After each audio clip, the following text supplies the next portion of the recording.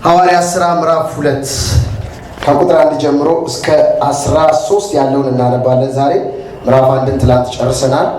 ከቁጥር 1 እስከ 13 ያለውን እናነባለን። መጽሐፍ ቅዱሳችሁን ሐዋርያት ሥራ ምዕራፍ 2 አውጡ። አውጥታችኋል?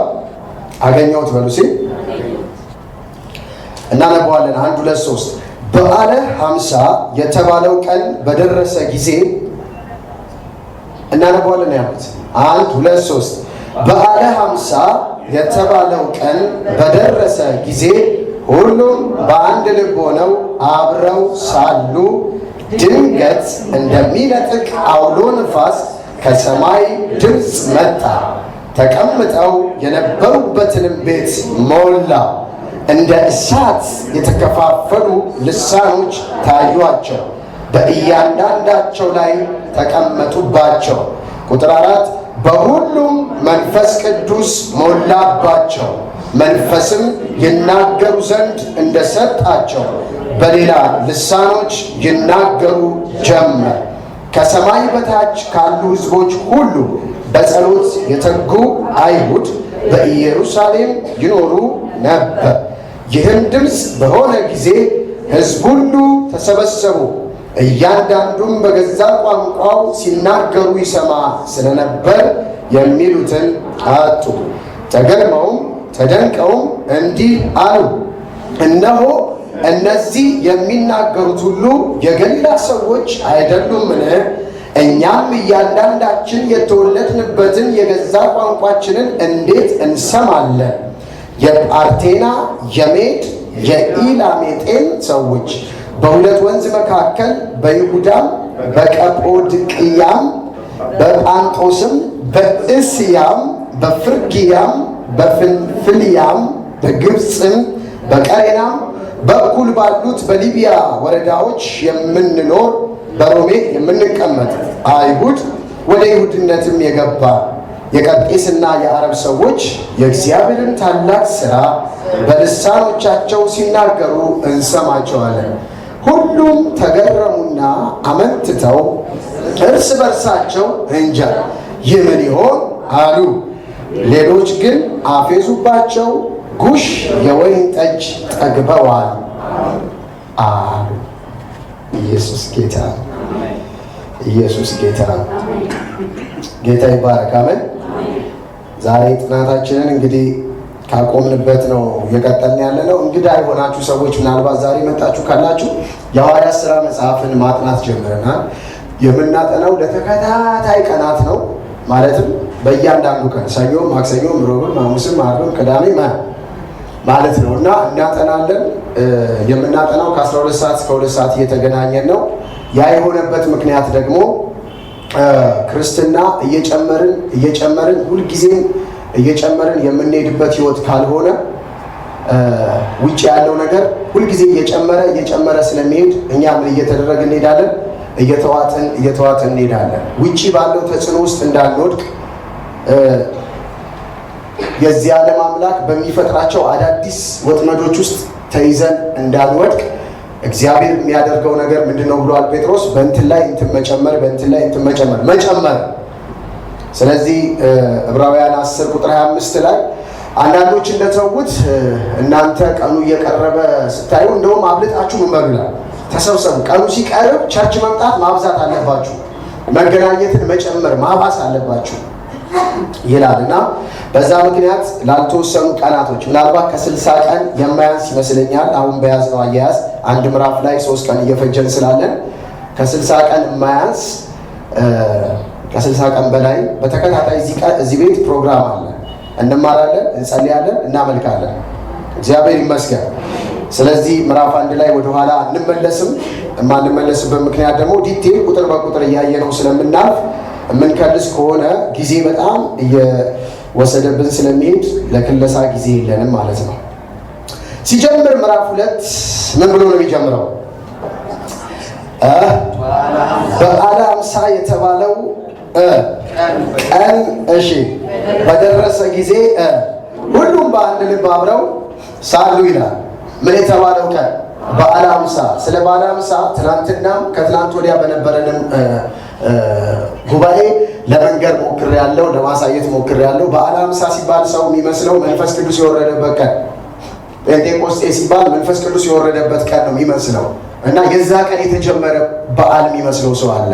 በዓለ ሃምሳ ግን ልክ እንደ ፋሲካ ቀድሞ በአይሁዶች ስርዓት ይደረግ የነበረ የብሉይ ኪዳን በዓል እንደነበረ፣ አንድ ፊስት እንደነበረ ቀደም ብዬ አሳይቻቸዋለሁ። ዛሬ ግን አንድ ጥቅስ አሳይቻችሁ ብዙ ስላየ ነው እሱን ቶሎ ከዛ እንወጣለን። ቶሎ ብላችሁ ዘሌዋውያን 23 ቁጥር 15 ዘሌዋውያን 23 ቁጥር 15 አጠገባችሁ ያለውን ሰው ይሄ በሉት። ትምህርት አይደለም፣ ስብከት አይደለም፣ ጥናት ነው። ስለዚህ ጥቅስ ማውጣት አለብህ በሉት። ዘሌዋውያን 23 ቁጥር 15 አውጡ። እያወጣችሁ ማንበብ ጀምሩ፣ ማንበብ ልመዱ። ምን ይላል? ከቁጥር 15 ጀምሮ 1 2 3 የወዘወዛችሁትን ነዶ ከምታመጡበት ቀን በኋላ ከሰንበት ማግስት ፍጹም 7 ጊዜ 7 ቀን ቁጠሩ። 7 ጊዜ 7 ስንት ነው ብለናል? 49። ከዛ ቁጥር 16 እስከ 7ኛው ሰንበት ማግስት ድረስ 50 ቀን ቁጠሩ። አዲሱን የእህል ቁርባን ወደ እግዚአብሔር አቅርቡ። 50ኛው ቀን እስራኤላውያን ሻባዎት የሚሉት ማለት ነው። ምንድን ነው? ፔንቴኮስቴ ቀን ተብሎ በዚህ በዓለ ሃምሳ በግሪክኛ ነው። ፔንቴኮስቴ 50ኛ ቀን ማለት ነው። 50ኛ ቀን ላይ የሚያደርጉት ነገር ምንድን ነው? እዚህ ዘሌዋውያን 23 ላይ የታዘዟቸው 7 በዓላት አሉ። ከሰባቱ ደግሞ 3ቱ የግድ አይሁዳዊ ሁሉ ምድሩ ላይ እየመጣ ሊያከብራቸው ይገባል ተብለው የታዘዙ በዓላት ናቸው። አንዱ ይሄ ሻባዎት ነው ወይም ፔንቴኮስቴ ቀን ነው ወይም በዓለ ሃምሳ የሚባለው ማለት ነው። በዚህ ቀን ምንድን ነው የሚያደርጉት አይሁዶች? እዚህ ክፍል ላይ እንደምታዩት የሰበሰቡትን እህል የሰበሰቡትን አዝዕርት እጃቸው የገባውን እግዚአብሔር የባረካቸውን በረከት ይዘው ወደ ምድራቸው ይመጣሉ። ከመላው ዓለም ይሰበሰባሉ። ከመላው ዓለም ከመጡ በኋላ አሁን ስናነብ እንደተገለጸው መጥተው ያንን በዓል ያከብራሉ ማለት ነው። ስለዚህ ይሄ ፔንቴኮስቴ ቀን የሚባለው በዓል ኢየሱስ ክርስቶስ ከሞተበት ከፋሲካ በዓል ቀን ስንተኛ ቀን ነው ብለናል? 50ኛ በሉስ። ኢየሱስ ጌታ። ስለዚህ ወይኔ እንደዚህ በሉስ እስቲ በሉስ። በቃ ኢየሱስ ጌታ። አሜን ትላላችሁ። እና ይሄ የፔንቴኮስቴ ቀን በዓለ ሃምሳ የሚባለው 3 ዓላማ ነው ያለው ብሉይ ኪዳን ውስጥ የሚከበርበት። አንደኛው ሕጉ የተሰጠበት ቀን ነው፣ ሕጉ የወረደበት ቀን ነው። ሁለተኛ ደግሞ ስለ መኸራቸው ስላገኙት እንዳልኳችሁ መኸር ለእግዚአብሔር ምስጋና የሚሰጡበት ቀን ነው። ሶስተኛ ደግሞ የበኩራት ስጦታ ለእግዚአብሔር የሚያቀርቡበት ቀን ነው። አሁን እሱ ውስጥ በዝርዝር አልገባም እንዳልኳችሁ ባለፉት ቀናት ስላሳየኋችሁ ማለት ነው። ቀጥሎ ግን ሁሉም በአንድ ስፍራ በአንድ ልብ ሆነው ሳሉ የሚል ቃል አለ።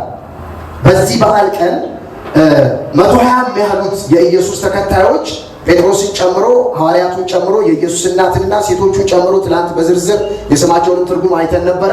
እነሱ በዚህ ቀን በአንድ ልብ ብቻ አይደለም፣ በአንድ ስፍራ በሉሲ፣ በአንድ ስፍራ በአንድ ልብ ሆነው ሳሉ።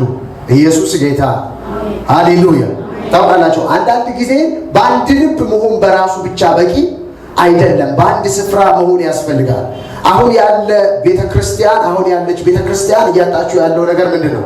ሰዎች በቲቪ ናቸው፣ በኢንተርኔት ናቸው፣ የሆነ የተቀዳ ስብከት በመስማት ናቸው።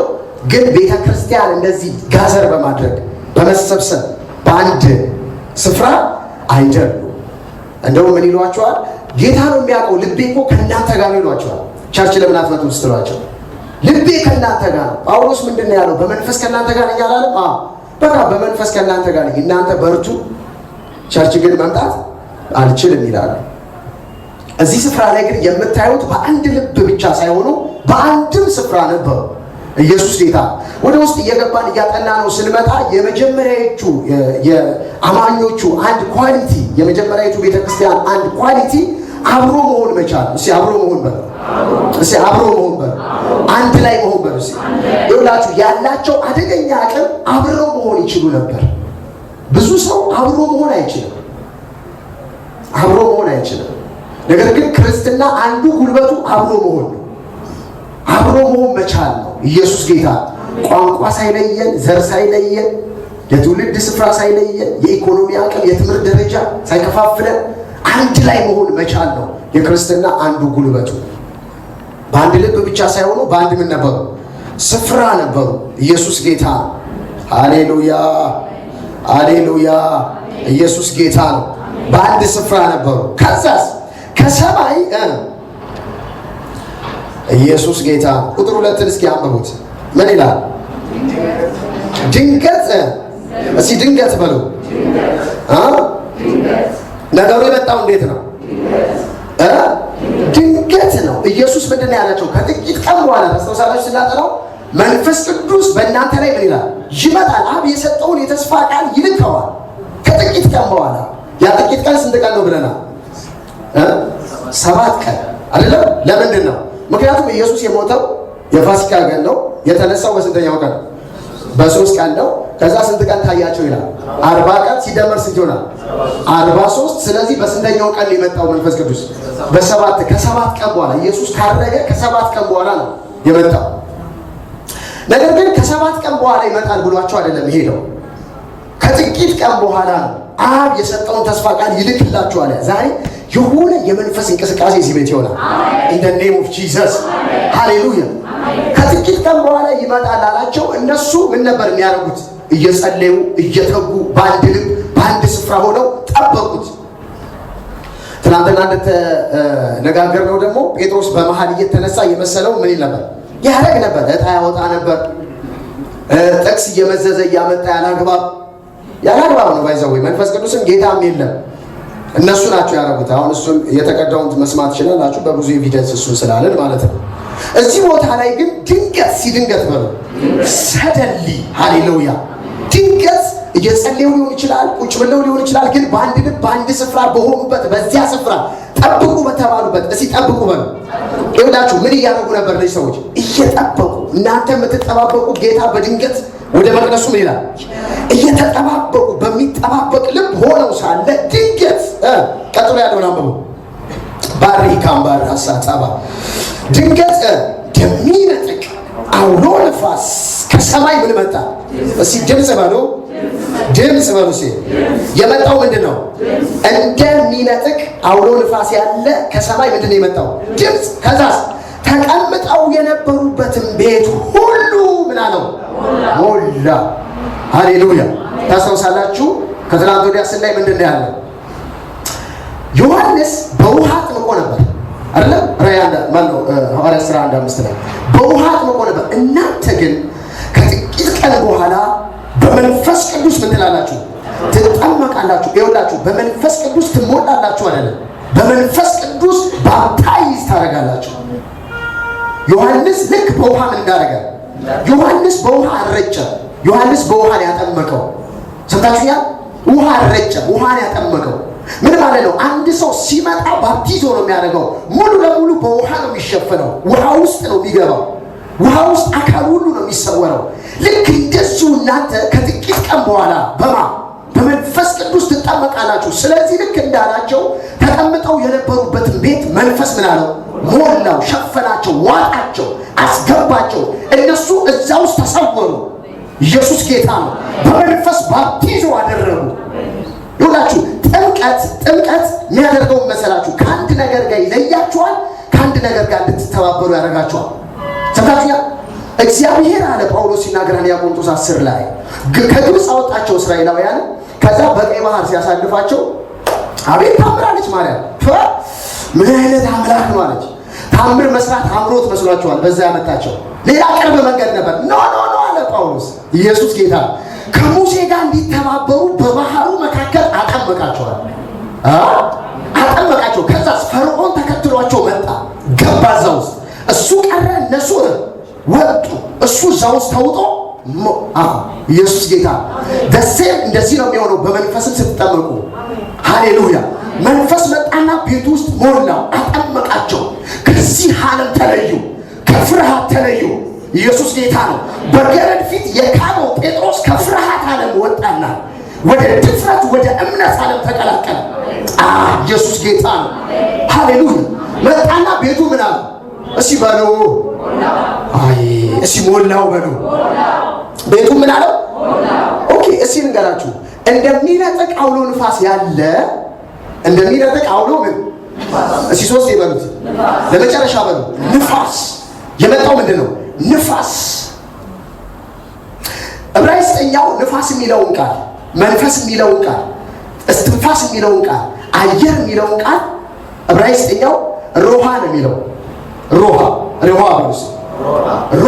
ሮሃ ማለት ንፋስም ነው አየርም ነው የህይወትን እስትንፋስ እፋለበት ምን አለበት ሮሃ ውስጡ ከተተበት አዲስ ኪዳናችን ደግሞ ፓኑማ ነው የሚለው ደሴም ነው ትርጉማቸው እስትንፋስ ማለት ነው ንፋስ ማለት ነው አየር ማለት ነው ደሴም ደግሞ ስፒሪት ማለት ነው ይሄ እዚህ ክፍል ላይ ሄዳችሁ ማየት ትችላላችሁ የግሪኩን ቃል ስታዩት ፓኑማ ነው የሚለው የሚነጥቅ የሚመስል ምን ፓኑማ መጣ መንፈስ ቅዱስ በብሉይ ኪዳን የተመሰለባቸው ብዙ አካላዊ ነገሮች አሉ እንደ እሳት እንደ ዘይት እንደ እርግብ አንዱ በአካላዊ ሁኔታ የተገለጠበት መንገድ ንፋስ ነው ፓኑማ ነው ንፋስ የመንፈስ ቅዱስ አካላዊ መገለጥ ተደርጎ በጣም ከቁጥር በላይ ብሉይ ኪዳን ውስጥ ተጽፏል ልክ እንደዚህ አካላዊ መገለጥ ያለው ንፋስ ድንገት እንደሚነጥቅ ሆኖ ከየት ነው የመጣው ከሰማይ መጣ በጣም በሚገርማችሁ ሁኔታ እናየዋለን ይሄ ድምፅ ሲመጣ እነ ጴጥሮስ 120ዎቹ ብቻ አይደለም የሰሙት ዘሆን ኢየሩሳሌም ነው የተሰማው እናየዋለን አሁን አሳያችኋለሁ ዘሆን ኢየሩሳሌም ድምፅ ተሰማ ካካካካ ድምፅ ምንድን ነው ይሄ ድምፅ ተባለ እነ ጴጥሮስ እየጸለዩ የነበረበት ሰገነት ላይ ያ ንፋስ ገባ ሃሌሉያ ያ ንፋስ ገባና ቤቱ ምን አለ ይላል ሞላው ይላል ሲሞላው በልሱ አጂባሲ ካባያ እርስ በርስ ሲተያዩ እነሱ የሞላ ነገር ውስጥ ነው የሚተያዩት የሸፈናቸው ነገር ውስጥ ነው የሚተያዩት ልክ እነዛ ቀይ ባህርን ሲሻገሩ በውሃ መካከል እንደተሻገሩ እነዚህ ልክ መንፈስ ውስጥ ነበሩ ሲተያዩ በመንፈስ ተሸፍነው ማይ ሎርድ ጂሰስ ያስፒሪ ዛሬ እዚህ ቤት አለ ሃሌሉያ የሚገርማችሁ ግን መሙላት ብቻ አይደለም መጠመቅ ብቻ አይደለም ያ መንፈስ ቤቱን ከያዘው ከሞላው ካጠመቃቸው በኋላ መጽሐፍ ቅዱሳችን ስለ ሁለት ነገር ያወራል ስለ መጠመቅና ስለ መሞላት መጠመቅ ከአንድ ነገር ጋር እንድትተባበሩ ከአንድ ነገር ጋር የምትለዩበት መንገድ ነው እግዚአብሔር አጠመቃችሁ ማለት ከሆነ ነገር ምን አድርጓቸዋል ለይቷቸዋል ኦኬ እሺ ሌላ ጥቅስ ጀምራላችሁ አንያ ጴጥሮስ 3:8 ላይ ምን ይላል እቺ በደንብ ስሙ ምን ይላል እና በባት አንያ ጴጥሮስ ምዕራፍ 3 ቁጥር 8 ስለ ጥምቀት ሳወራ በጣም የምወደው ጥቅስ ነው አገኛችሁት 3:8 እስኪ እናንብበው 1 2 3 በመጨረሻው ሁላችሁ በአንድ ልብ እሺ የሌላው መከራ ለእናንተ እንደሚሆን አድርጉ እሺ እንደ ወንድሞች ተዋደዱ እሺ ሩሮችና ሱልጣን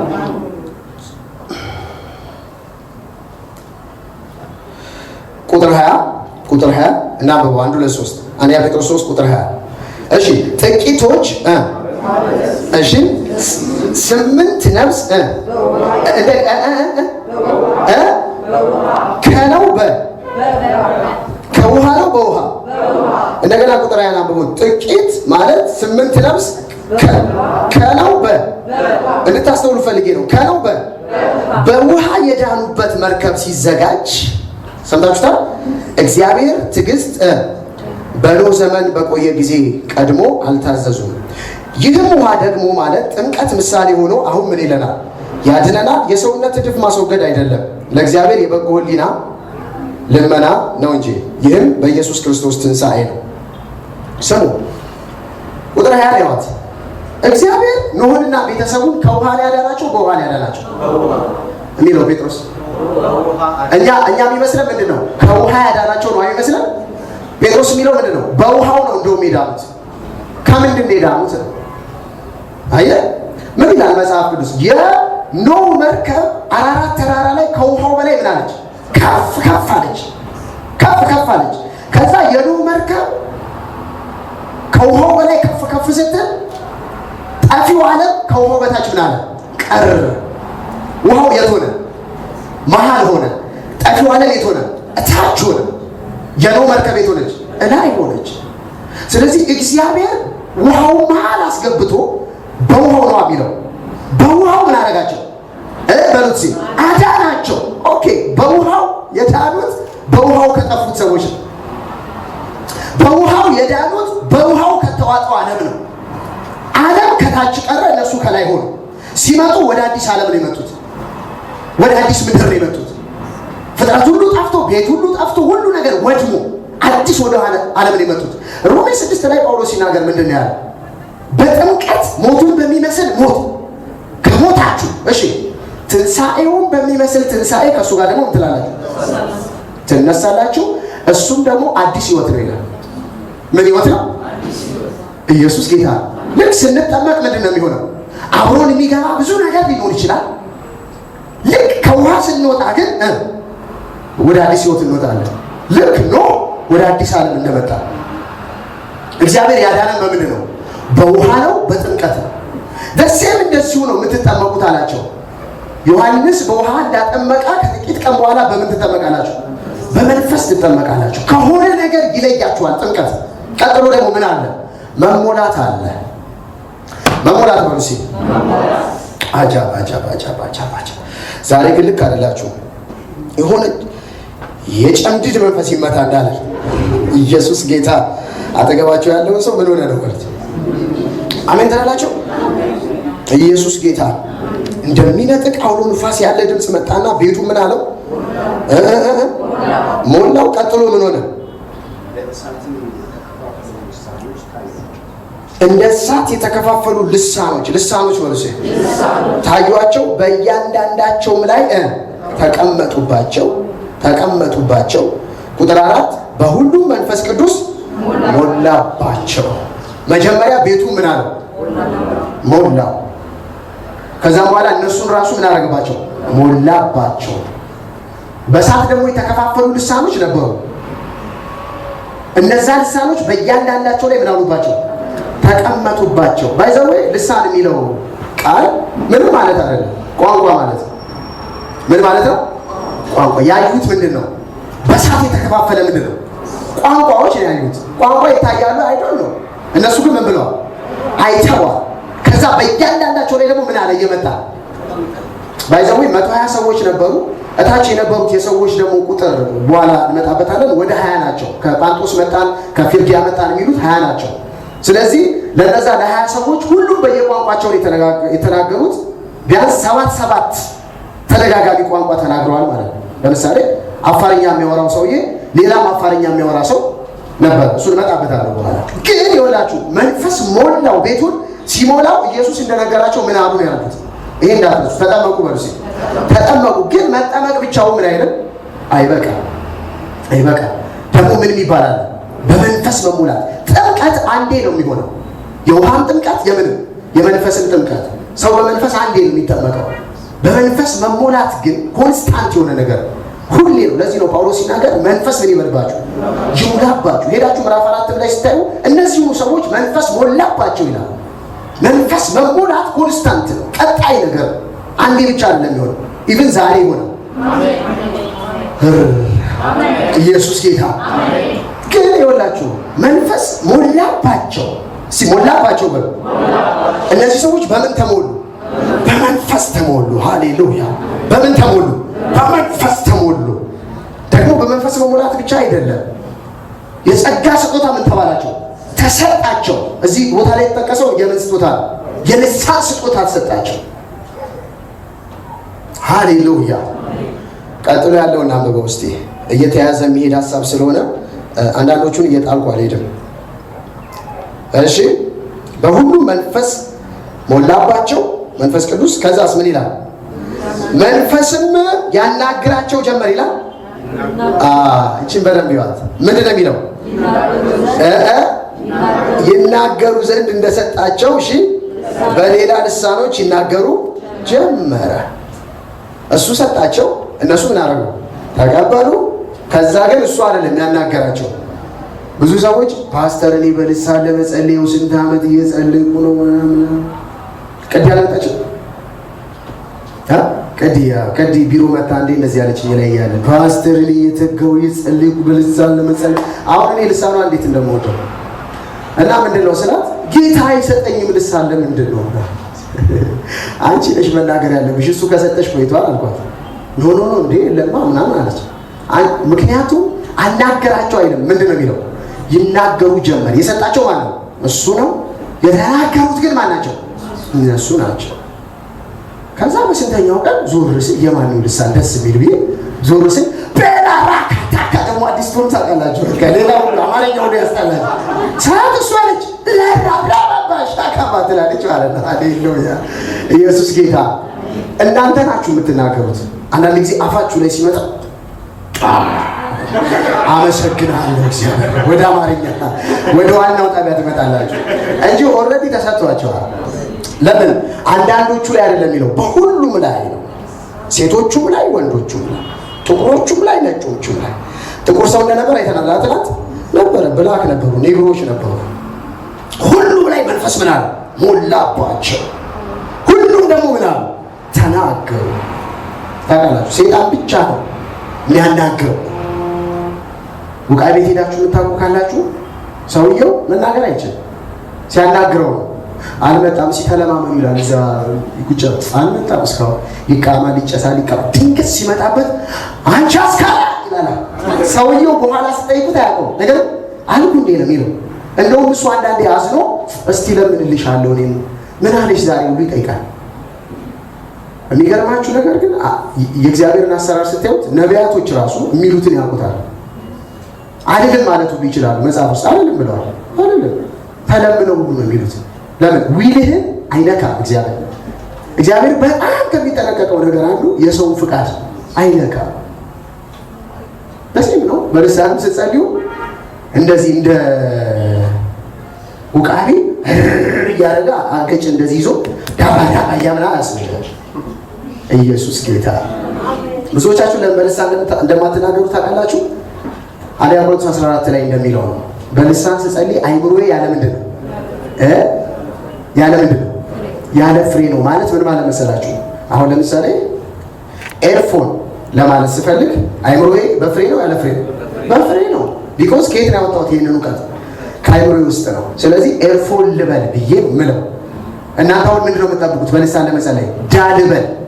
አሁን ጃልበል ከዛ ከአይምሮአችሁ ለማውጣት ስታገሉ አትችሉም፣ የስፒሪት ነገር ስለሆነ።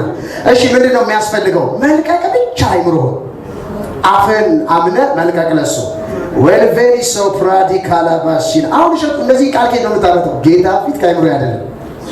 አይምሮ አሁን ጀልባ ልበል ብዬ አይደለም። ዩሲ ምንድነው ማድረገው? አምንና አፌን ምን እለዋለሁ? ይወጣል ውጣ ብዬ እለቀዋለሁ። ሃሌሉያ። ከዛ የሚገርማችሁ ከዚህ ውስጥ ሲወጣ ሌላ ጊዜ ስታወሩ ከዚህ ነው የሚወጣው። ልክ ልሳን ስትጸልዩ ከዚህ መውጣት ይጀምራል። ማንም በላይ የሚያምን ከሆኑ የህይወት ውሃ ወንዝ ይላል። ጅልብራዲ ካምባሴ ካባ ሀዲያ ማንቶ ትላላችሁ። ማርያም ራሱ የኢየሱስ እናት ብዙ ኮመንታሪ አይቻለሁ ስለዚህና ኢየሱስ ስለ መንፈስ ቅዱስ በጣም ብዙ ነው ያስተማራቸው። አንዱ ያስተማራቸው ደግሞ ይሄንን ነው። በአዲስ ቋንቋ ምን ይላል? ማርቆስ 6 አይደል? ስለ አዲስ ቋንቋ አስተምሯቸው ነው ሄደው። እንደዚህ እንደተጻፈችው በአዲስ ቋንቋ ይናገራሉ ብሎ ብቻ እንዳይመስላችሁ። ለእናንተ ለእምነት እንዲሆን ነው ተብሏል። እንዲህ ባጭር የተቀመጠው ዲቴል ያስተማራቸው። ስለ ልሳን አውርቷቸዋል። ልሳን የሚባል ቋንቋ አለ። ይመጣል። ሲመጣ ይሰጣችሁ፣ የዛኔ ትናገራላችሁ። ኢየሱስ ጌታ ጌታ ይባረክ። ለካ ሲመጣ ለቀቁት፣ ይናገሩ ጀመር ነው የሚለው። በመሀል ሌላ እያወሩ ማለት ነው። አንተ ተካፈለ ሲያትጩ ድምፅን ቀንስ ምናምን እያሉ ይኸውላችሁ ምናምን ብለው በየተለያየ ቋንቋ፣ በእርግጥ እዚህ ጋር የመጣው ላንጉጅ ነው፣ ይናገሩ ጀመረ። አጠገባቸው ያለው ሰው ተናገር በሉት፣ በልሳን ተናገር በሉት። አደገኛ ነገር ነው። ኢየሱስ ጌታ ነው። መስለት እየመሰከርኩላቸው ነበርና አንድ አገልጋይ መጥቶ በቤት እንደዚህ እና ይኸውልህ በቃ እንትናም የሚባለው ሐዋርያ እንደዚህ ሆኖ አሁን እንትኑ እንደዚህ ሆነበት ምናምን እንትናም እንደዚህ እያለ እያወራኝ የሆነ ጨለማ ሊዘኝ ሲመጣ ይታወቀኛል። እሱ እያወራ አንዴ ጸልይ አልኩት። በዚህ ሰው ላይ ያለ ጨለማ ብላው እጎዳዋለሁ፣ አይምሮ ይሰበራል። ምን አለው? ደካምባራ ሀሳታካባያ ጀላ ፕሬዴ ሶኮ ፕራሃካ ታላባያ ምናምን እያልኩ እየጸለይኩ እያለ ይሁን ነገር ሲነሳየው ኦኬ ቀጥል ጨዋታ ስለው ተዋክ ኢየሱስ ጌታ በልሳን የሚናገር ለእግዚአብሔር ሚስጥርን ጌታ ሆይ ልልክ ብያለሁ ማለት ነው። በዛ ሰዓት ጨለማ ሊይዘኝ ሁል ኧረ እባክህ ምናምን ብየዋለሁ። እግዚአብሔር ማለት በርቶ እኮ አለ። ኢየሱስ ጌታ በጣም ነው የሚጠቅማችሁ በልሳን መጸለይ። አንድ ልጅ አውቃለሁ፣ የልሳን አብዮተኛ የሚባል ልጅ አለ እዚሁ ከተማኛ አዲስ አበባ፣ አብዲ ይባላል።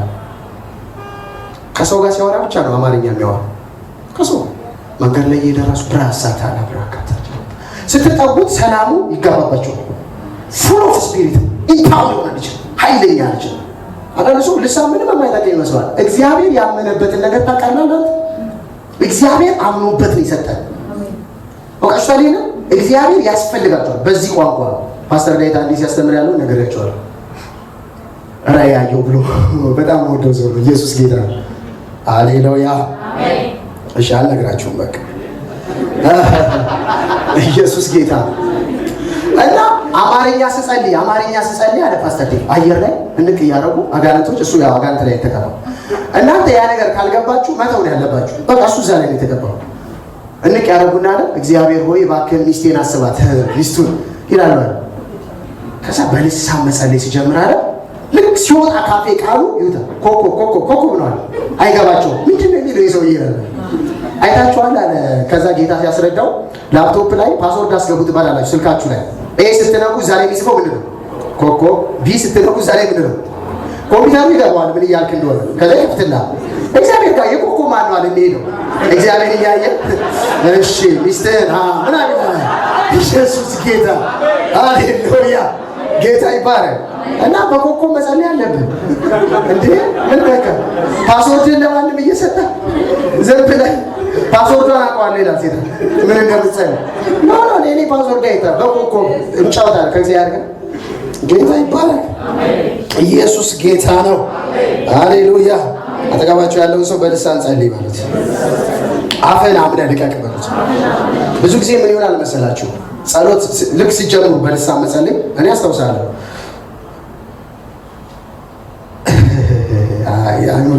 አይሞሪ ያቆሻል እንጂ እኔ ምን ነበር መሰላችሁ? አሴምብል ሄጄ አላዛር የሚባል ሰው ነበርና እየሰበከ በመሃል መጸለይ ጀመረ በልሳን። አይዶን ነው ለምን እንደሆነ አላውቅም። ተነስቷልና በልሳን ብቻ ሲጸልይ እኔ ውስጥ የሆነ ነገር እንዲገጣበታል።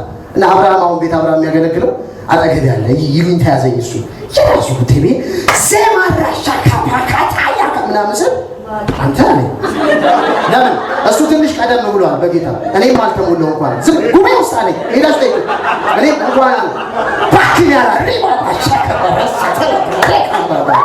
ኢየሱስ ጌታ መንገድ ላይ እየመጣ ምሕረት ይለምንልኛል ጌታ። ለምን መሰላችሁ? የዛ ቀን ቅሜ ነው የመጣሁት። ኢየሱስ ጌታ ሆይ ይሄ ልጅ ድፍረት እንቅር በለውና እና ጫት ሳላቆም ነው እኔ አጋንንት ያስወጣው ታውቃላችሁ። ራሱ ሄዳችሁ ጠይቁት። አብርሃም ቁጭ ብዬ ቃም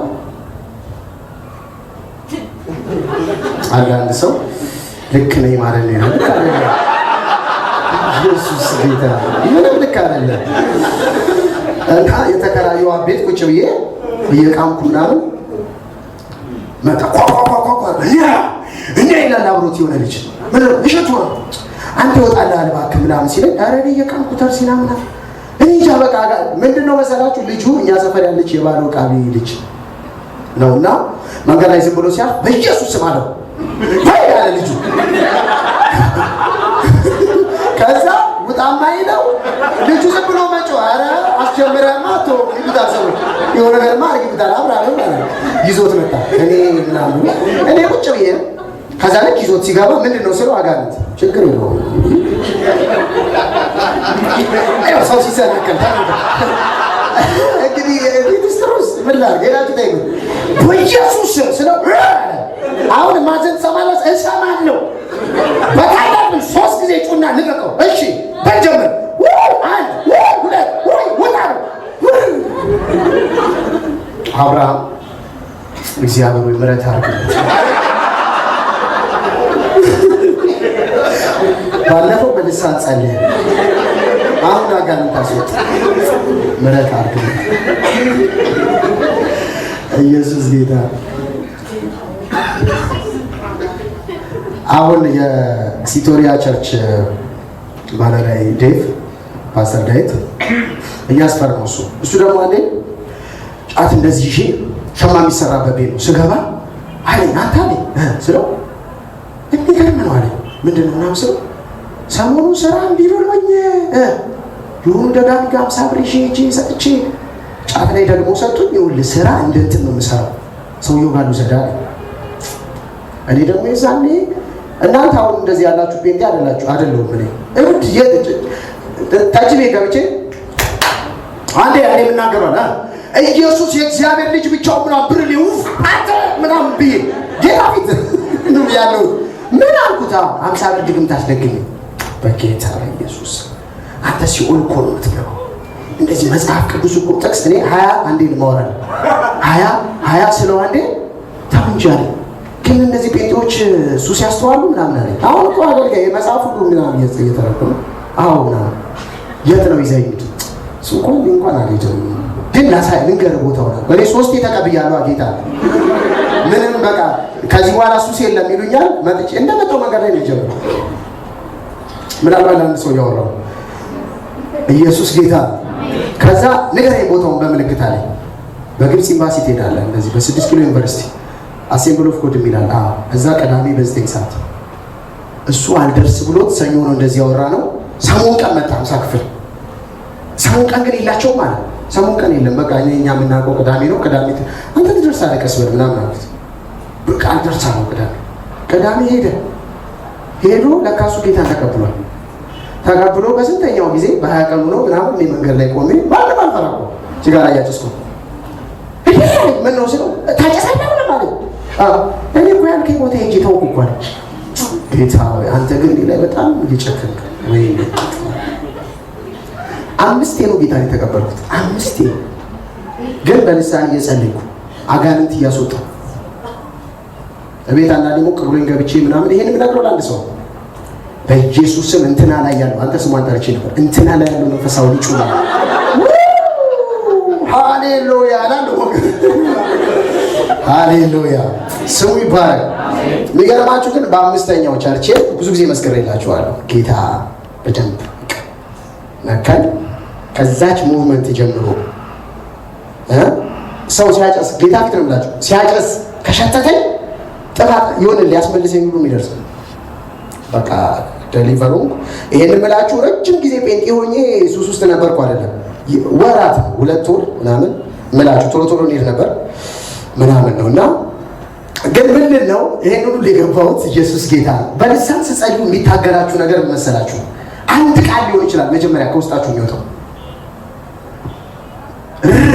ሊሆን ይችላል አንዳንድ ሰው ራው ምን ትርጉም ይኖረዋል ይላል ለምሳሌ ና እንደማለት ሊሆን ይችላል የሆነ ነገር ና ያጣውን ነገር ና ለማለት ሊሆን ይችላል አንድ ቃል ነው ምን ያደርጋል አትበል በማለት ብቻ ነው አሳያችኋለሁ እንደ ሰካራም ነው የሚያስመስል ራሱ ይኸው እዚህ ቦታ ላይ ምንድን ነው ልጅርር ከዛ በሚቀጥለው ሩ ትጀምር ባራ በሻባጋ ባሳ ምናምን እያልክ ምንድን ነው ይኸውላችሁ እግዚአብሔር የሰጠህ ሩ ብቻ ሆኖ እኮ አይደለም ር ሚል ብቻ ሰጥቶ እኮ አይደለም አንተ አሁን ያለ የማውጣት አቅም ምንድን ነው ሩ ነው ሜትዱን ልክ ስታገኘው ግን ከዛ እስከ ሮት ሄዳለህ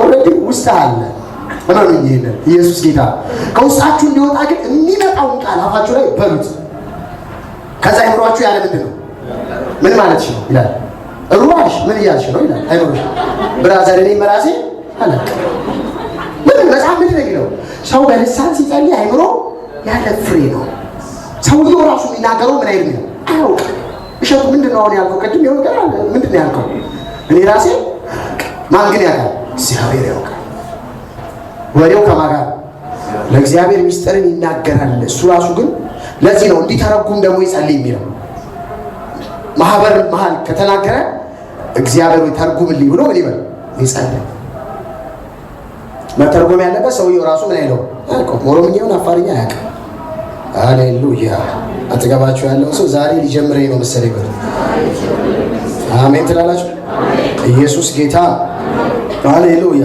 ኦኬ ቶሎ መሄድ አለበት ቁጥር 5 ከሰማይ በታች ካሉ ህዝቦች ሁሉ በጸሎት የተጉ አይሁድ በኢየሩሳሌም ይኖሩ ነበር በምን የተጉ በጸሎት የተጉ ከየት የመጡ ናቸው? ከሰማይ በታች ካለ ሕዝብ ሁሉ እታች እንዳነበብናቸው ማለት ነው። ጌታ ይባረክ። ቁጥር 6 እናንብበው ቶሎ እንድንሄድ። ይህ ድምፅ በሆነ ጊዜ ይምን እሺ፣ ቀጥሎ ያለውን አንብቡት። ምን ሁሉ እሺ፣ እያንዳንዱ በገዛ ቋንቋው ሲናገሩ ይሰማ ስለነበር የሚሉትን አጡ። ምን በሆነ ጊዜ ነው ግን የተሰበሰቡት? ድምፁ በሆነ ጊዜ ላይ ብለናል ስናነብ፣ እንደሚነጥቅ አውሎ ነፋስ ያለ ምን መጣ? ድምፅ ነው። ስለዚህ ድምፅ ሄዳችሁ ዘፍጥረት 3:8 ላይ ብታዩ ምንድን ነው የሚለው መጽሐፍ? የእግዚአብሔር ድምፅ በገነት መሃል ምን ይል ነበር? ይመላለስ ነበረ። ምኑ ነው የሚመላለሰው? እግዚአብሔርን በአካል አይተውታል። የእግዚአብሔር ድምፅ በገነት ይመላለስ ነበር። ራእይ 1 ላይ ሄዳችሁ ስታነቡ ዮሐንስ የሚናገረኝን ድምፅ ለማየት ስዞር ነው የሚለው። ምኑን ለማየት? ድምፅ ነው የመጣው። ከዛ ይሄን ድምፅ ሊሆን ብዬ ስዞር ነው ያለው አይደለም? አይኖቹ እንደ እሳት ነበልባል ምናምን ያለው በገነትም ያ ድምፅ ደሴም መንፈስ ቅዱስም ሲመጣ ድምፅ ነው የመጣው። ድምፅ ነው የመጣው። ያ ድምፅ ግን ለእነ ጴጥሮስ ብቻ ሳይሆን እንዳልኳችሁ በዙሪያው ያሉ ኢየሩሳሌም ለዚህ ለሻፈውት በዓል የመጡ ከተለያየ ወገን እየተሰበሰቡ ሁሉ ምን አደረጉት? ሰሙት። ድምፁን ሰምተው መጡ። 3000 ሰው ነው የዳነው ብቻ። ስለዚህ በልሳን ሲጸልዩ አይደለም ሰምተው የመጡት፣ የመንፈስ ቅዱስን ድምፅ ነው ሰምተው የመጡት። ድምፁ ኃይለኛ ስለነበር ማለት ነው። ጌታ ይባረክ። ቀጥሎ ያለውን እያነበብን እንወርዳለን። ቁጥር 13 ላይ መቆም ስላለብን ተገርመው ተደንቀው እንዲህ አሉ፣ እነሆ እነዚህ የሚናገሩት ሁሉ የገሊላ ሰዎች አይደሉም? ምን የምን ሰዎች? የገሊላ ሰዎች መሆናቸውን ያወቁት በምን መሰላችሁ? በአለባበሳቸው አይደለም። እንደኛ ሀገር አይደለም። እነሱ አንዱ ከአንዱ ነገድ የተለያየ አይለብሱ፣ አለባበሳቸው ደሴም ነው። ግን አንድ የሚለዩበት ነገር አለ። አይታችኋል? ጴጥሮስ ሲያወራ ምንድን ነው ያሉት? አንተም ደግሞ ከእነሱ ወገን ነህ አሉት ይላል። ለምን? ንግግርህ ይገልጣል አይደል ያሉት? ምን ማለት ነው? የገሊላ ሰዎች ሲያወሩ ልክ ለምሳሌ ሶሪን ስል የኔ ቤተሰቦች ሰሜን ናቸው። የሰሜን ሰው እንደሚያወራ ነው የሚያወሩት እንደማለት ነው። ራ እንደሚሉት እዛ ራ ነው የሚሉት። ያንተን ቋንቋ እንኳን ሲያወሩ በምንድን ነው የሚያወሩት? በእነሱ ነው የሚያወሩት። ለምሳሌ በኦሮምኛ አካውንቲንግ ምንድን ነው? አካውንቲንግ ነው አይደል? ነው አይደለም? ቤቲ አካውንቲንግ አሁን እንግሊዘኛ የሚናገሩ ሰዎች ሲሰሙት ምን ይመስላቸው? ሌላ ቋንቋ ነው ይመስላቸው። አራ ይላሉ። በምን ቋንቋ ነው እንግሊዘኛ? ከዛስ በትግርኛ ሲሆን ሉአታ ምንድነው? ኤርሚ ነው የሚችለው እሱ። ምን እላችሁ ነው? እነዚህ ሰዎች የገሊላ ሰዎች ናቸው። ቅንጥ ያሉ ገጠሪዎች ናቸው። ባይዘው ሄዳችሁ ብታነቡ ታሪካቸው ዳራቸው በገጠርኛ ነው የሚያወሩት። ግን ደግሞ የእያንዳንዱ ሰው ቋንቋ ነው የሚያወሩት። አካውንቲንግ ምናምን ይላሉ። እነዚህ ገሊላ ሰዎች እንዴት ነው የእኛን ቋንቋ እንደዚህ የሚናገሩት ይላሉ ማለት ነው። ኢየሱስ ጌታ። ቀጥልና አንብቡት። አይገርማችሁም? ጌታ ቁጥር 8 እኛም እያንዳንዳችን የተወለድንበትን የገዛ ቋንቋችንን እንዴት እንሰማለን? እንዴት ሊሆን ይችላል? ከዛ የጳርጤም 20 የሚሆኑ ናቸው። እነዚህ ዝርዝሩን ተጉት። ቶሎ ብዬ የምገባበት ምፈልገዋለሁ። 15 ደቂቃ ዛሬ ይሰርክባችኋለሁ። ቁጥር 10 ላይ እሱ ነው። ወደ ይሁዲነት የገባን የምትል እንግዳ ቃል አለች። አይታችኋታል? በሶስት መንገድ አህዛብ የሆኑ ከአይሁድ ዘር ውጭ ያሉ ሰዎች በሶስት መንገድ ወደ ይሁዲነት መግባት ይችላሉ። አንደኛው ምንድን ነው? በመገረዝ ይመጣል። ወንድ ከሆነ ምን ይላል? አይሁዳዊነት ተቀብያለሁ ብሎ ይገረዛል። ለዛ ነው የመጀመሪያዊቱ ቤተክርስቲያን ላይ እዚሁ መጽሐፍ ላይ ምዕራፍ 15 ላይ የምታዩት ጌታን ሲቀበሉ ሰዎች ተገርዘው ነው ወደ አይሁድነት መግባት ያለባቸው የሚል ከፍተኛ ጸብ ነበር። የገላትያ መጽሐፍ የተጻፈው ለዛ ምክንያት ነው። መገረዝ ቢሆን አለመገረዝ ምን አይልም። በሁለተኛ መንገድ ደግሞ በመጠመቅ ወደ አይሁድነት ይመጣሉ። ሶስተኛ ደረጃ በቤተ መቅደስ ስርዓት በመፈጸም አይሁዳዊነትን ይቀላቀሉ ነበር። በጊዜው ኮመንታሪዎች ስታጠኑ ቁጥር 11 የቀርጤስ የአረብ ሰዎች የእግዚአብሔርን ታላቅ ስራ በልሳኖቻቸው ሲናገሩ እንሰማቸዋለን። የእግዚአብሔርን ፍርድ ነው የሚናገሩት። የእግዚአብሔርን ቁጣ ሊነድ ነው የሚሉት። መቅሰፍት ይታየኛል ያሉት ወይስ ምንድን ነው ሲናገሩ የሰሟቸው? የእግዚአብሔርን ታላቅ ስራ። ያ ታላቅ ስራ ከቁጥር 14 ጀምሮ ያለው ነው። እናየዋለን ነገር ታላቅ ስራን የተናገሩት። ያ ታላቅ ስራ ማን ነው? ኢየሱስ ነው። ወንጌሉ ነው። የተሰራው በመስቀል ያለቀ እውነት ነው። ያንን ነበር የሚነግሯቸው። ኦልሬዲ ተፈጽሟል። የመዳኑ ተስፋ ጊዜ አሁን ነው። ተመለሱ፣ ንስሐ ግቡ፣ በስሙ አምናችሁ የዘላለም ሕይወት ይሆንላችኋል እያሉ የእግዚአብሔርን ታላቅ ሥራ ያወሩ ነበር። ቁጥር 12 ሁሉም ተገረሙና መንትተው እርስ በርሳቸው እንጃ የምን ይሆናሉ። የምፈልጋት የመጨረሻ ቁጥር ሌሎች ግን አፌዙባቸው። እሺ ምን ጠግበዋል? ጉሽ ወይን ጠጅ ጠግበዋል። ኢየሱስ ጌታ። በሌላ አባባል መንፈስ ቅዱስና የወይን ጠጅ ምን ይላሉ ማለት ነው? ይመሳሰላሉ። ይሄን ነግሬያችሁ መጨረሻው 15 ደቂቃ ብቻ ሰጡኝ። ትኩረታችሁ ነው ጋር መንፈስ ቅዱስና ወይን ጠጅ ብዙ ጊዜ ምን ይላሉ? ይመሳሰላሉ። የሚያመሳስላቸውን ነገር ከመንገሬ በፊት ስለ ወይን ጠጅ ዛሬ ሁሉ ነገር ማውራት አለብኝ። በተለይ ቅድም ስለ መጠጣት ስላወራው አንዳንዱ ለካ እየጠጣንም ይቻላል ማለት ነው እንዳትል ስለ መጠጥ የሆነ ነገር ማውራት አለብኝ። ኢየሱስ ጌታ። ብሉይ ኪዳን ውስጥ ስለ ወይን ያለውን አጠቃላይ ነገር ልንገራችሁ። ወይን የሚለው ቃል ብሉይ ኪዳን ውስጥ በአራት ቃል ነው የተገለጠው። አራት የተለያየ ዕብራይስጥኛ ቃል አለ ወይን የሚለውን የሚገልጥ ብሉይ ኪዳን ውስጥ። የመጀመሪያው ያይን የሚል ነው። ያይን ይሄ 141 ጊዜ ተጠቅሶ ነው የምናገኘው። ዘፍጥረት 9:21 ላይ ታገኙታላችሁ ስለ ኖህ። ዘጸአት 29:40 ላይ ታገኙታላችሁ። ዘኍልቍ 15 ላይ ታገኙታላችሁ። ይሄ ያይን የሚባለው የማስከር አቅም አለው፣ ግን የሚያሰክረው ምን ስጠጣ ነው? ብዙ ስጠጣ። ሁለተኛ ቲሮሽ የሚል በደንብ ተከታተሉ። ቲሮሽ የሚል ቃል አለ። ይሄ በአማርኛችን ወይን እየተባለ የሚተረጎመው ያይን የሚለው ቲሮሽ የሚለው ወይን ተብሎ ነው የሚተረጎመው። ግን ዕብራይስጥኛው አንደኛ ያይን ብሎ ይለዋል፣ ሁለተኛ ቲሮሽ ይለዋል። ይሄ ቲሮሽ የሚለውን ቃል ዘዳግም 12:17 ላይ ታገኛላችሁ። እንደገና ኢሳይያስ 62 ከቁጥር 8 እስከ 9 ታገኛላችሁ። ከጊዜ አንጻር አንድ ላይ አራቱንም መርጃ አድርጌ ልንገራችሁ። ሶስተኛ አሲስ የሚል ቃል ለወይን ተጠቅሶ ታገኛላችሁ። ወይን የሚለውን የዕብራይስጥኛ ቃል አሲስ ብሎ ያስቀምጠዋል። ይህ ጠንካራ ሽታ ሁሉ ሊያሰክር የሚችል ማለት ነው። አሲስ ማለት አረቄ ማለት ነው። አረቄና ጠላኩ ነው የሚያውቅ ያውቀዋል። በጠላ ለመስከር ሰው ስንት መጠጣት አለበት? በዚህ የሚያክል ዕቃ መጠጣት አለበት። ባረቄስ እችን የምታክል ጠጥተህ ትላለህ። ስለዚህ መጽሐፍ ቅዱስ ውስጥ አሲስ የሚለው በጣም አረቄ ማለት ነው።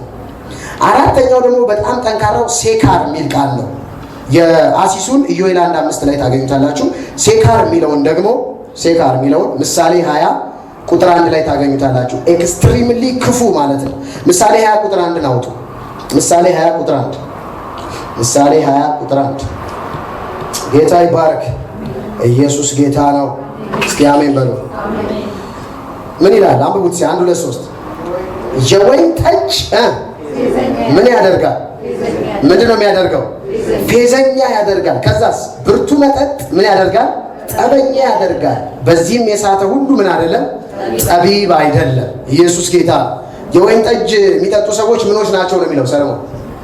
ፌዘኞች። በምን ሁሉ ይቀልዳል? በራሳቸው ሁሉ ይቀልዳል። ፌዘኞች ናቸው። ኦኬ።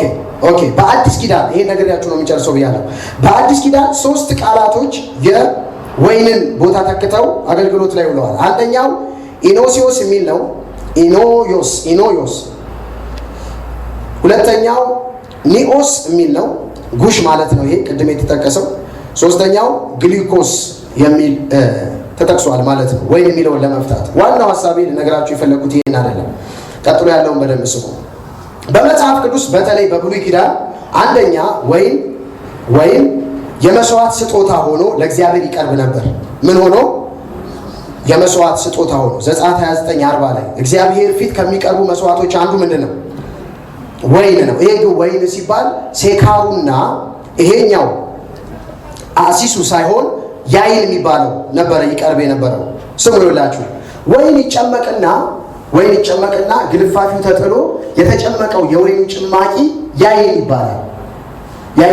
ያንን ጭማቂ ለእግዚአብሔር ምን ይሉ ነበር?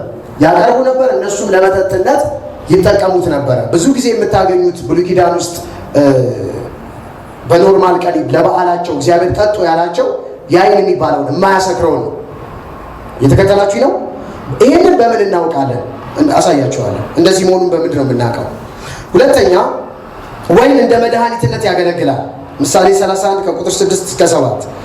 ሶስተኛ ወይን ተጨባጭ ችግር ተደርጎ በመጽሐፍ ቅዱስ ተጠቅሷል። ተጨባጭ ችግር ማለት ነው። ተጨባጭ ችግር ለምሳሌ ዘፍጥረት 9:21 ሎጥ ላይ የደረሰውን ታውቃላችሁ አይደል? ምንድን ነው የሆነው? እሱ ጠጣ፣ ከዛስ ምን አለ? ሰከረ፣ ከዛስ ራቁቱን። ያንን የሚያክል የእምነት ሰው ከጠጣ በኋላ ዘርቤ ለዛ ብሎ ልብሱን ራቁቱን እና መጠጥ አይምሮን ያስታል። በኋላ እያገናዘብኩ አሳያቸዋለሁ። እዛ ጊዜ ስለወሰድኩ ነው ምስክርነት ላይ። ወይን በአራተኛ ደረጃ ወይን ሊያዛባ ይችላል። ምን ሊል ይችላል? ሊያዛባ ይችላል። ሆሴዕ 4:11 ላይ፣ ኢሳይያስ 5:11 ላይ ማየት ትችላላችሁ። አምስተኛ፣ ይሄን በደንብ ስሙ። ወይን ለተወሰኑ ወገኖች ክልክል ነው። ምንድን ነው? ክልክል ነው። ሲክልክል ነው በብሉይ ኪዳን ነው እያየሁት ያለሁት። ለዛ ነው ለተወሰኑ ሰዎች ያልኩት። አንደኛ ለካህናት ክልክል ነው። ለማ ክልክል ነው? አጠገባችሁ ያለውን ሰው አንተ ካህን ነህ በሉት። እሺ፣ ዘሌዋውያን 10:9 ዘሌዋውያን 10:9 ካህናት ነን የሚል ተምረናል አይደል? አውጡት። ምን ይላል? 10:9 አውጣችሁታል?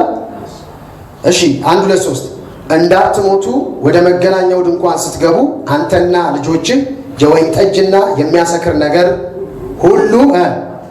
ሁሉ ማለቱ ምን ማለት መሰላቸው? 4 ናቸው የወይን አይነቶች። እነዚህ ሰዎች ስንቱንም መጠጣት የለባቸው? 4ቱንም። የሚያሰክር ነገር ሁሉ ምን አትበሉ። አይ ጠላ እኮ እኔ ለውሃ ጥም ነው ብሎ ቢጠጣ አንድ ካህን ምን ይላል ማለት ነው? በዚህ ክፍል ይሞታል። ስለዚህ ካህናቶች ምን ተከልክለዋል? ይህ ለልጅ ልጃችሁ የዘላለም ስርዓት ነው ተብለዋል። እንዳይጠጡ። ኢየሱስ ጌታ። አጠገባቸው ያለውን ሰው አንተ ካህን ስለሆንክ መጠጣት አትችልም። ኢየሱስ ጌታ ነው። ሁለተኛ ነገስታት እንዳይጠጡ ተከልክለዋል። ምኖች?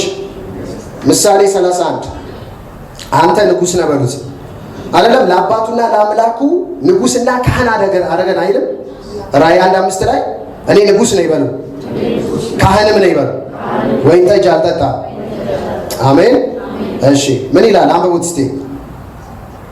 ቁጥር 4 ምሳሌ 31 ቁጥር 4 አገኘሁት በሉ እና አንብበው። ለነገስታት አይገባም ልሙኤል ሆይ ነገስታት የወይን ጠጅ ይጠጡ ዘንድ ምን አይልም? እዚህ አይገባም በለው።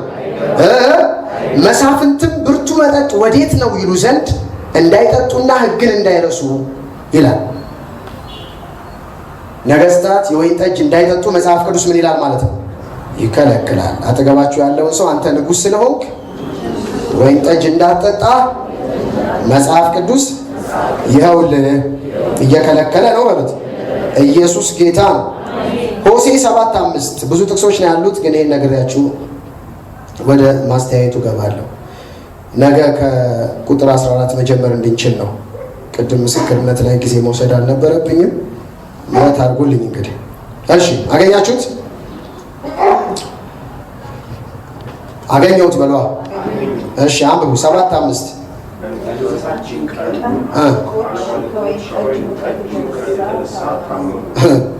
እርሱ ከዋዘኞች ጋር እጁን ዘረጋ። በንጉሳችን ቀን አለቆች ከወይን ጠጅ የተነሳ ምን አሉ? ከወይን ጠጅ ሙቀት የተነሳ ታመሙ። ሄዳችሁ ይህንን ክፍል ስታዩት ሄዳችሁ ኮሜንታሪ ስታዩ የእግዚአብሔር ቃል ምን ይላል? ነገስታት ወይን ጠጅ ይጠጡ ዘንድ አይገባም። እነዚህ ሰዎች ግን አለቆች ናቸው፣ ነገስታት ናቸው። ግን ምን አሉ? ጠጡ። ከዛ የተነሳ ምን አሉ ይላል? ታመሙ። ኢየሱስ ጌታ። በቃ የሆነ ነገር ሊያምህ ይችላል እና አረፍ አጠጣ። እንደኔ በምህረት የተወሰነ ወር ትቆያለህ እንጂ 20 ዓመት ትቆያለህ? 3 ዓመት ዝም ብለህ ትጠጣለህ? ኢየሱስ ጌታ ይባላል። ኦኬ፣ ስለ አዲስ ኪዳን ልነግራችሁ አልችልም አሁን ከጊዜው አንጻር። ነገ በተቻለ መጠን ሰዎች እየወጡ ስላለ እንትላችኋለሁ፣ ከልስላችኋለሁ። ሃሌሉያ። ወይን ጠጅና መንፈስ ቅዱስ ይሄን ነግሬያችሁ ነው የምጨርሰው። ተነሱና ቁሙ። ማንም ሰው እንዳይወጣ ተነሱና ቁሙ። ሃሌሉያ። አንደኛ ወይን ጠጅም መንፈስ ቅዱስም ካልጠጣቸው ምን አይሉ? አያሰክሩ። ምን ካላልካቸው? ካልጠጣቸው አያሰክሩ። ጳውሎስ ስለዚህ ነው መንፈስ ምን ይሆንባችሁ? ይሙላባችሁ። ልክ አንድ ሰው ሄዶ አረቄ እንደሚሞላ፣ ድራፍት እንደሚሞላ፣ ቢራ እንደሚሞላ ጨዋ የነበረ ሰውዬ የተሳደበ እንደሚመጣ ልክ እንደዚሁ እናንተ መንፈስ ምን ይበልባችሁ? ይሙላባችሁ። ሃሌሉያ። ሁለተኛ ሁለቱም ከተጠጡ የመቀየር ኃይል አላቸው። ምን ማለት? የመቀየር ኃይል አላቸው። መጠጥ ሰው ሲጠጣ ባህሪው ምን ይላል? ይቀየራል። ንግግሩ ይቀየራል። ድርጊቱ ምን ይላል? ይቀየራል። ሰው መንፈስ ቅዱስን ከጠጣ ምን ይላል? ይቀየራል። ኢየሱስ ጌታ ምን ይላል? ይቀየራል። ጌታ ኢየሱስ ይባረክ። ኢየሱስ ጌታ ነው። የሚገርማችሁ ደግሞ እዛው ምሳሌ 31 ላይ ድሃ ድህነቱን እንዲረሳ ብርቱ የወይን ጠጅ ብዙ ቀሳውስት የሚጠቅሱት ጥቅስ ነው። ስጡት። ከዛ ምኑን እንዲረሳ? ድህነቱን እንዲረሳ። ልክ ከስካሩ ሲነቃ ግን ምን ይመጣበታል? ስለዚህ ሁሌ ያ ሰውዬ ምን ማድረግ አለበት? ጋና አጠገብ መቀመጥ አለበት ማለት ነው። በአዲስ ኪዳን ግን ድህነትን እንድረሳ ምንድን ነው የሚሰጠን? ኢየሱስ ጌታ ነው። ሃሌሉያ። ድህነት ሲባል የገንዘብ ድህነት ብቻ አታስቡ። ብዙ ነገር አለ እና እግዚአብሔር ቤት ስትመጡ መንፈስ ሲነካችሁ ብዙ ነገር ያስረሳችኋል። ለምንድን ነው የምትረሱ ሲባል እንደ ወይን ጠጅ ነው መንፈስ ቅዱስ። ጌታ ይባላል። ኢየሱስ ጌታ ነው። አንድ ጊዜ ኮተቤ ሄደን ኮተቤ ኮንፈረንስ ተደርጎ ሮቦት ቤተክርስቲያን እንደዚሁ ከጓደኞቻችን ጋር ነውና ፕሮግራሙ እስከ ሌሊቱ 8 ሰዓት ቀጠለ። እስከ 8 ሰዓት መሄዱን ሁሉ አናውቅም እኛ ቁጭ ብለን እና ሰዓቱ እየሄደ እንደሆነ ያውቃል አይምሯችን። ምንም አልመሰለንም። ስንወጣ ታክሲም የለም ትራንስፖርትም የለም።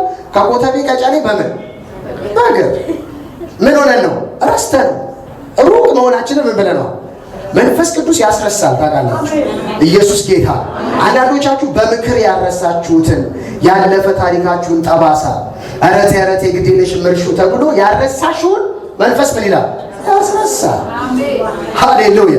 መጽሐፍ ምንድን ነው የሚለው? መከራሽን እንዳለፈው አልሰማችሁ? ይሄን ያለው ማን ነው? እግዚአብሔር ነው። እግዚአብሔር የሚያስረሳ መንፈስ አለው። ኢየሱስ ጌታ ነው። ተጎድቼበታለሁ የምትሉትን ጥርሳችሁን የነከሳችሁበትን ነገር እግዚአብሔር ያስረሳችኋል። መጸለይ እንጀምራለን።